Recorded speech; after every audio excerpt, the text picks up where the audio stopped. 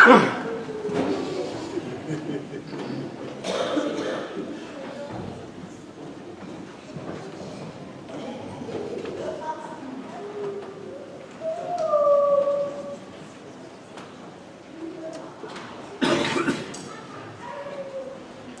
morning, everybody. Good morning.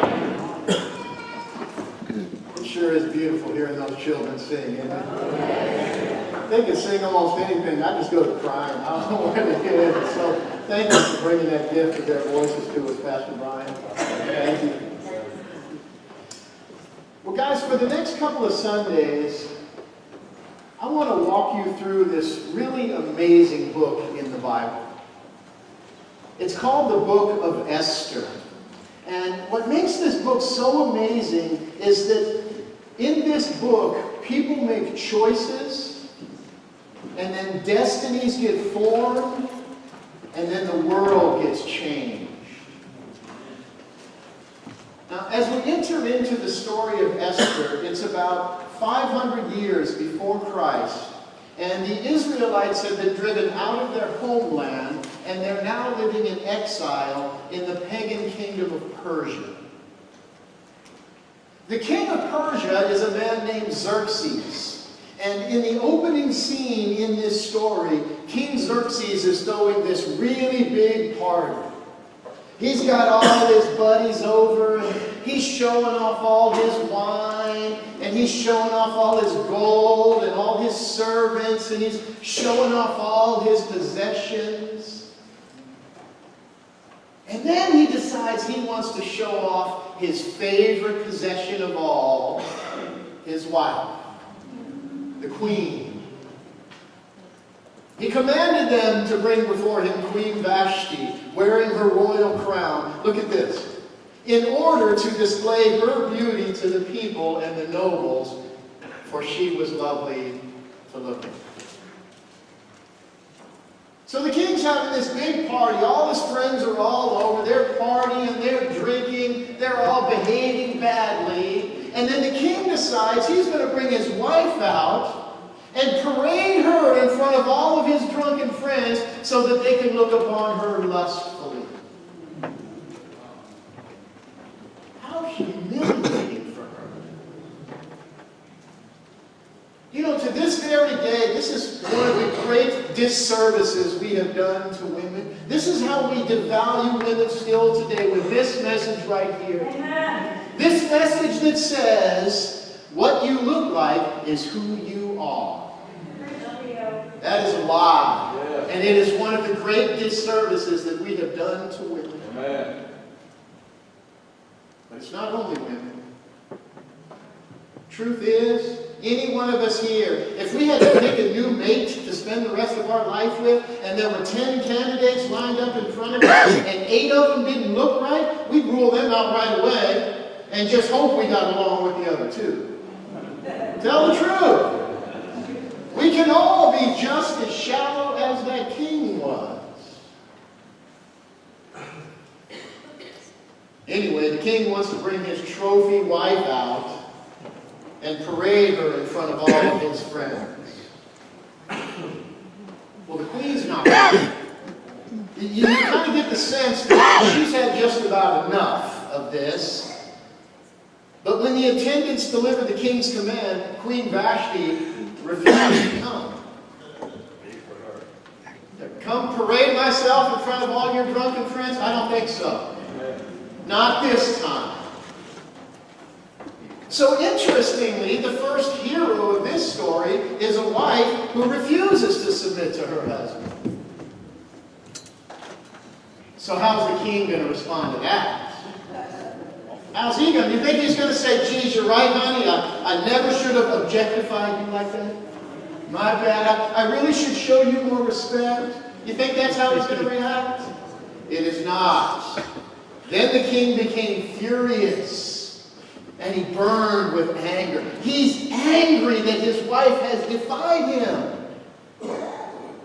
But as you read a little bit further, you discover it's not just anger, it's really fear. You see, the king is afraid that women everywhere are going to hear about how she defied her husband. He's afraid that women everywhere are going to start thinking that they can stand up to their husbands. Women are going to start thinking that they have a voice in their marriage. The king can't have that.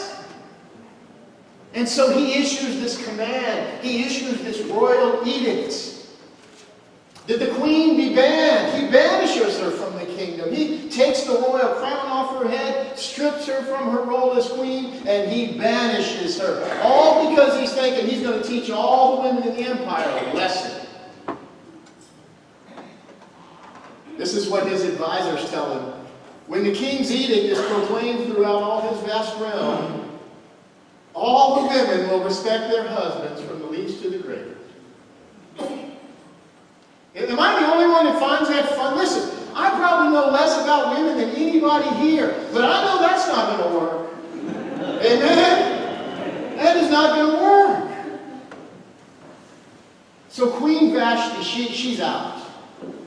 And as the next chapter of the story begins, the king's advisors are telling him he's going to have to find a new queen. Well, knowing what you already know about Xerxes, what do you think he's going to be looking for in a queen? You think he's going to give him an IQ test? No. You think he might dig into their family tree? Is that going to matter? You think it's about personality? No, it's not. Let a search be made for beautiful young virgins for the king. And let beauty treatments be given to them. Let the girl who pleases the king be queen instead of Vashti.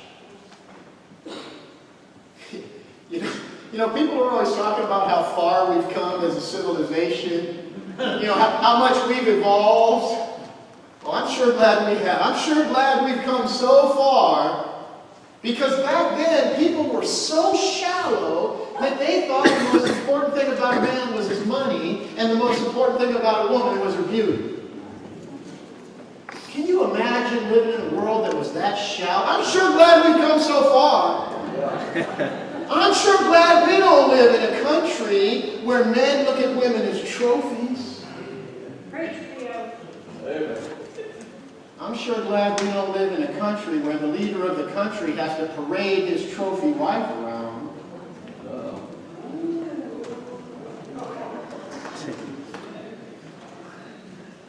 So the king's going to have this big contest, right? And all these young women from all over the empire are invited to come to this contest, and they're going to find out who the next queen is going to be. Well, one of the contestants is a young woman named Esther. And the Bible doesn't tell us a whole lot about Esther, but what it tells us is, first of all, that she's an orphan. Esther is an orphan. She's been raised by her cousin Mordecai because both of her parents were killed. We're also told that she was a young woman. We're also told that she was a beautiful young woman. Oh, and there's one other thing we're told. We're told that Esther and her cousin Mordecai are Jewish. They are from Israel. But remember, Israel has lost their homeland at this point. So Esther and Mordecai are living in exile, living in Persia. But just the fact that Esther is Jewish could really be a problem in this contest to become the queen. Like the king might rule her out for that reason alone. And so her cousin Mordecai tells her, do not reveal your identity. Whatever you do, don't reveal your Jewishness. Well, the contest begins. All these women trying to become the next queen. Esther makes it through the first cut, and she is chosen to go in and meet with the king. So Esther begins to prepare for this big meeting with the king. And this is like a big first date. Anybody remember that a big first date was like? I know most of you have to think back a long way. But do anybody remember what it was like getting ready for a big first date? Right? You got to spend some time getting ready for a date like that, don't you? You got to get your hair just right. You want to really impress this person, right? You got to bathe, you got to shave, get your makeup just right, pick out your clothes and your shoes, splash on your best cologne. Big first date, you want everything to be right. time have you spent getting ready for a big first? Anybody ever spent a whole hour getting ready for a date? Raise your hand. Whole hour? Anybody ever spend 2 hours getting ready for a date? Anybody ever spend more time getting ready for the date than they spend on the date? Well, look at this. Before a girl's turn came to go into King Xerxes, she had to complete 12 months of beauty treatments prescribed for her. 6 months with oil of myrrh and 6 with perfume and cosmetics. 12 months getting ready for the date. That's a big investment for a first date right there. You spend 12 months just trying to look your best. Hey, if you spend 12 months getting ready and they still don't like you, oh man, that would really hurt, wouldn't it? You spend 12 months getting ready and you get rejected. Boy, that would hurt. Man. After 12 months of getting ready, if they still don't like you, it's probably not going to happen, right? So all the women go through this 12 months of beauty treatments. They all go through it. And then Esther comes out the winner. The little orphan Jewish girl is the winner. Or maybe she's the loser. You'll have to decide for yourselves as the story unfolds. But the king was more attracted to Esther than to any of the other women, and she won his favor and approval more than any of the other virgins. So he set a royal crown on her head and made her queen instead of Vashti. Now, do you think this is the kind of story that's going to have a happy ending? What do you think? If you guessed that this story is not going to have a happy ending, you've guessed correctly. So here's what happens next. Esther is now the queen of Persia. But her cousin Mordecai has offended the king's right-hand man. The king's right-hand man is named Haman. And Mordecai has refused to bow down to Haman. And now Haman wants revenge. He is angry and he wants to get even. In fact, he's so angry that he doesn't want to just take out his revenge on Mordecai. He wants to take his revenge on all of Mordecai's people. He scorned the idea of killing only Mordecai. Instead, Haman looked for a way to destroy all Mordecai's people, the Jews, throughout the whole kingdom of Xerxes. Check that out.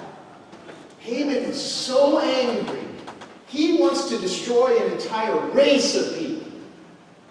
He wants to take out the entire Jewish nation. And Haman was a clever guy, and he was tricky. And he tricked the king into going along with this plan. And then before you know it, look, dispatchers were sent by couriers to all the king's provinces with the order to destroy, kill, and annihilate all the Jews. Seems like any one of those things would have been enough. Destroy, kill, and annihilate all the Jews. Well, Mordecai learns about this plan. Mordecai hears about this. And he tore his clothes, put on sackcloth and ashes, and went out into the city, wailing loudly and bitterly. In that culture, this was like a way of protesting. If you were going to protest, this is what you do. You put on sackcloth and ashes, and you go out into the public squares, and you would just make your grief known to everybody. Kind of like a protest in front of the White House would be. This is like a Jewish Lives Matter rally or something going on. The problem is, this kind of behavior could really get you in trouble with the king. Like the king did not like his people out protesting. He didn't like that. And this is really bad for Esther. I mean, Esther's the new queen. Now her cousin's out there in the street wailing loudly and bitter. This is not good for Esther. And so Esther sends a messenger to Mordecai telling him, cool it.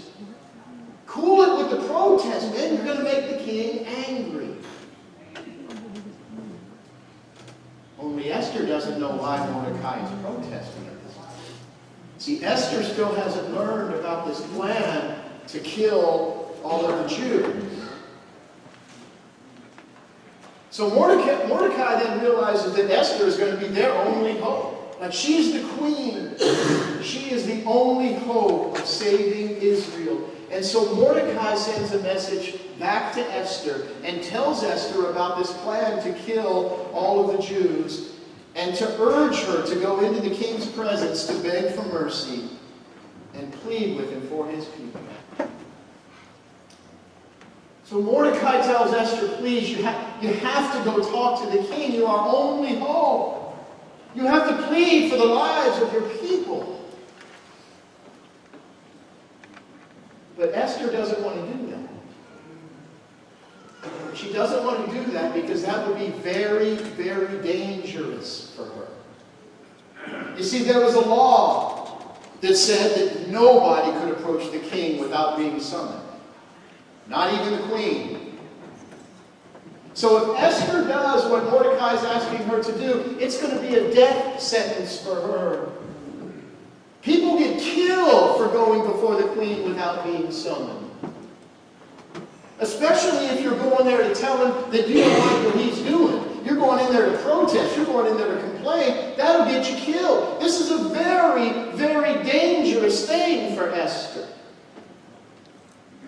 And she gives us a clue to just how dangerous this is. She tells Mordecai, 30 days have passed since I was about to go to the king. Well, think about that. They're king and queen. They're husband and wife. They haven't seen each other in 30 days. Clearly, King Xerxes is not as excited about Esther as he used to be, right? So this is a very, very dangerous thing that Esther is being asked to do. Now, Mordecai is not ignorant of this. Mordecai understands the danger that this would be for Esther. But he also knows that this is much, much bigger than just her. And so Mordecai responds with some of the most riveting words that you will find anywhere in Holy Scripture.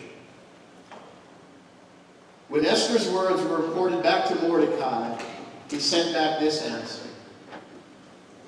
Do not think that because you are in the king's house, you alone of all the Jews will escape. For if you remain silent at this time, relief and deliverance for the Jews will arise from another place. But you and your father's family will perish. And who knows but that you have come to royal position for such a time as this. Amen. Amen.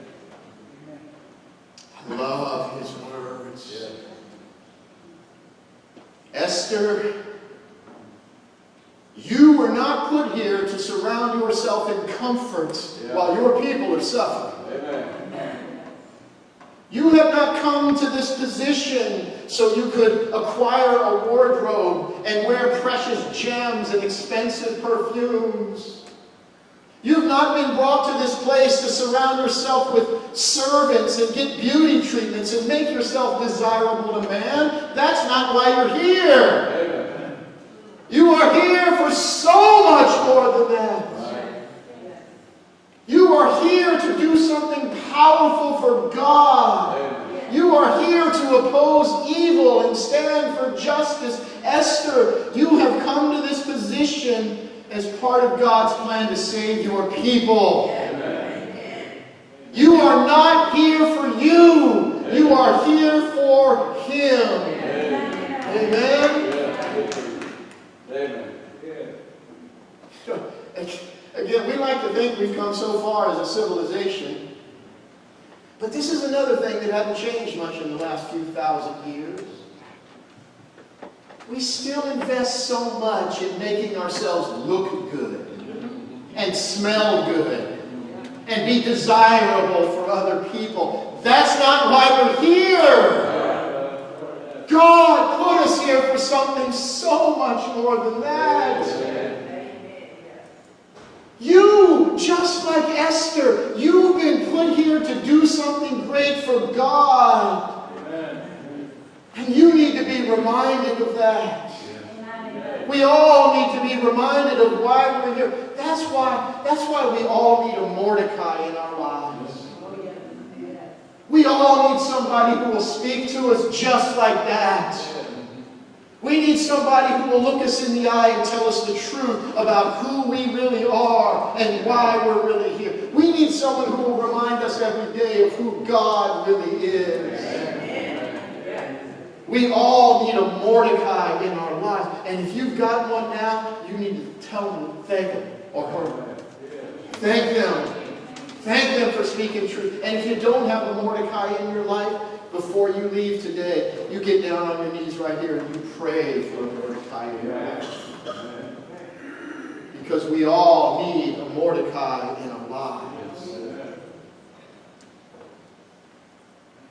Mordecai says to Esther, who knows but that you have come to royal position for such a time as this? That's what Mordecai said to Esther. But guys, that same truth applies to every one of you right here and right now. Listen, you live at a time in history where the desperation of humanity has never been greater. You live at a time in history where man's need for God has never been greater. You live at a time in history where this community's need for Jesus has never been greater. And the opportunities that God has given this church have never been greater. You have been brought here for such a time as this.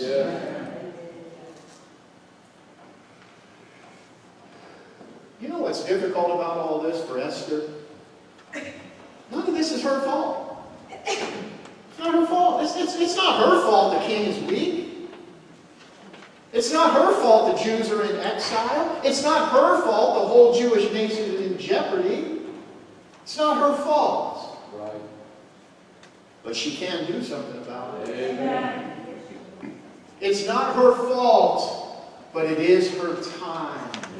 You've been brought here for such a time as this. It's not her fault, but it is her time. Guys, look out at our world. Open your eyes and look at our... Do you see all the desperation in our world? Do you see it? Do you see all the brokenness? All the longing for God? All the lost people? Do you see it? Now, none of that is your fault. It's not your fault, but you can do something about it. It's not your fault, but it is your time. You have come to your position for such a time as this. Amen. God did not bring you here to worship money or beauty or glamour or success. You are here for so much more than that. You are here to worship God and serve the living God. That's why you're here. Amen.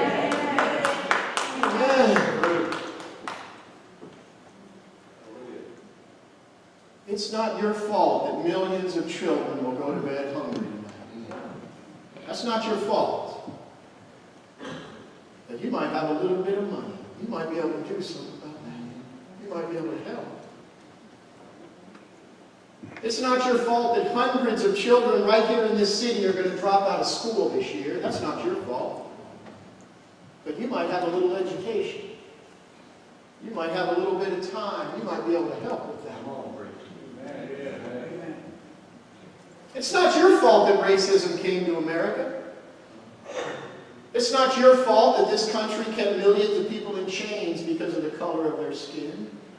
That's not your fault. But you can do something about it. You can make real sure that racism never takes root in your home or in your home. Amen? It's not your fault. Look out at all the desperation, all the brokenness, all the longing for God, all the lost people. It's not your fault. None of it is your fault, but it is your time.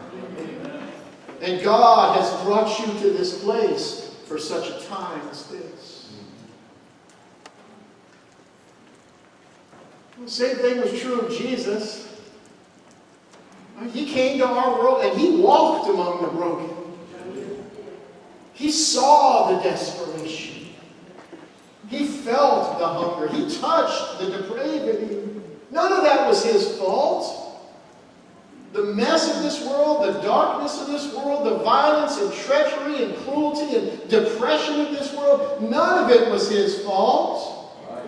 But it was his time. And so he came to this world and he did what he was sent here to do. My friends, I believe God is opening doors for this church like he has never done before. Right now. And I know this church has an amazing history. And God has done a lot of amazing things here in the past. But I'm telling you, God is doing something here now that he has not done before. And you are here for such a time as this. Amen. So listen to me now. As God has given you time and energy, as God has given you gifts and abilities, as God has given you resources to share, then do those things. Yes. Do it because you have been brought here for such a time as this. I believe with all my heart that God is doing something he's never done before. God has this church right where it is for a reason. And he has you where you are for such a time as this. Let me get back to Esther. Mordecai tells Esther, who knows but that you are brought to your position for such a time as this. Then Esther sent this reply to Mordecai. Go, gather together all the Jews who are in Susa, that's the capital city of Persia, and fast for me. Do not eat or drink for 3 days, night or day. I and my maids will fast as you do. When this is done, I will go to the king, even though it's against the law. And if I perish, I perish. Oh, did you hear what she just said? Oh, if we could all just get to that place, just to stand in that place where we can say, God, I will do whatever you ask me to do, and if I perish, I perish. Oh, woo, that we could all make that choice. Oh, if we could make that choice as a church.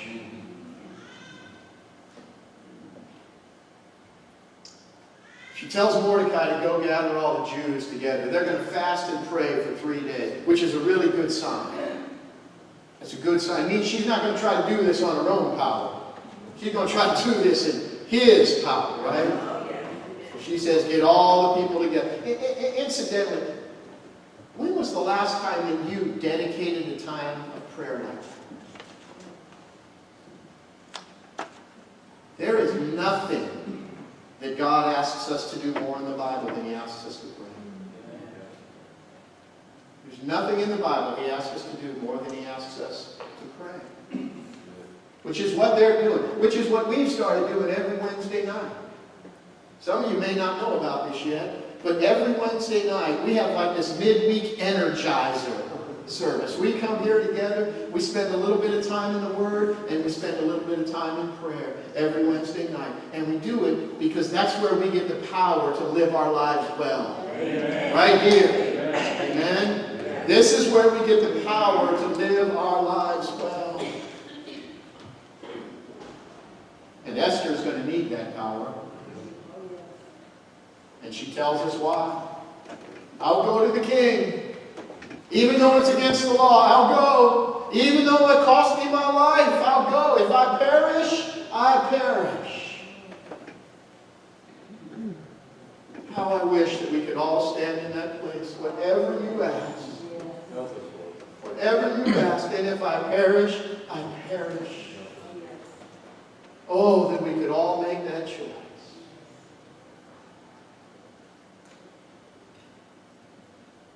What comes next is heart pounding. What comes next is the moment of truth.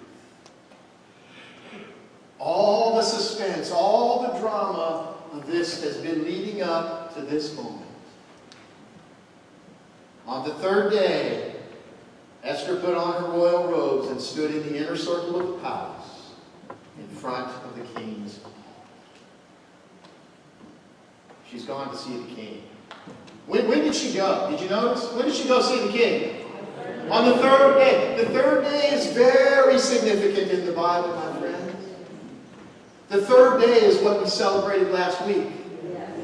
The third day is the day that Jesus comes back. The third day is always the moment of truth. On the third day, Esther puts on her royal robes, and she puts her crown on her head, maybe for the last time. And she walks out of her room, and she's walking down the halls of the palace. She's passing up the palace guards, and people are starting to notice her now, because she's headed right for the king's chambers. You could get killed for that. People are noticing, because she's headed right for the king's chambers, and she's not been invited there. Heads roll for that. Esther's heart is pounding. Her hands are sweating. She is now standing right in front of the king's hall. The king looks up. The king sees her. The king has not invited her here. Esther is trembling. Her heart is in her throat. She's waiting to see if she is living in her last moment. If she is breathing her last breath. She thinks about her people. This is not just life and death for her. This is life and death for the whole nation of Israel. The fate of a queen, the fate of a nation will be decided in the next moment. And if you come back next week, I'll tell you what happened. Let's pray.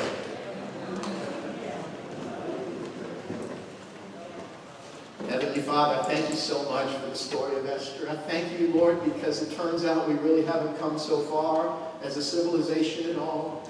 And I thank you that you find these wonderful and creative ways to remind us who we really are in our sinful and broken hearts. We are people that tend to worship ourselves instead of you. We are people who tend to place more emphasis on our beauty than on our substance. And God, you call us to be very different from that. You call us to follow your Son, Jesus, and he tells us very clearly that in following him, we leave this world behind, and we enter into an entirely new kingdom. But doing that, God, it requires us to say what Esther said. I'll do whatever you say to do, and if I perish, I perish. If my destiny is a cross, I accept it because I'm going the way of Jesus. I'm not going the way of this world anymore. There's a better world waiting for me. There's a world waiting for me where I will not be judged on the outside, but on the inside. God, help me today to just take one more step toward that kingdom. That kingdom where you're waiting for me. Help me today, Lord, just take one step away from this world and all the material stuff that I value in this world. Help me leave that behind and just take one more step to you today. I pray this in Jesus' name. Amen. Amen. Amen. Listen, I prayed, but this is a time for you to come and pray. Brian, would you join me back up here, please? And Brian's going to kind of sing us out and pray us out. But as he's singing and praying, if there's anything about today's message that touched you, that you come here and just talk with the Lord about it. He's waiting for you. He's ready to receive you. Whatever's on your heart, healing, hurts, if you just need to take that next step out of this world and into the next one, come here and pray for the strength to do that. Just come. Living alone in this so sinful world, hardly comfort can afford. Striving on to face it.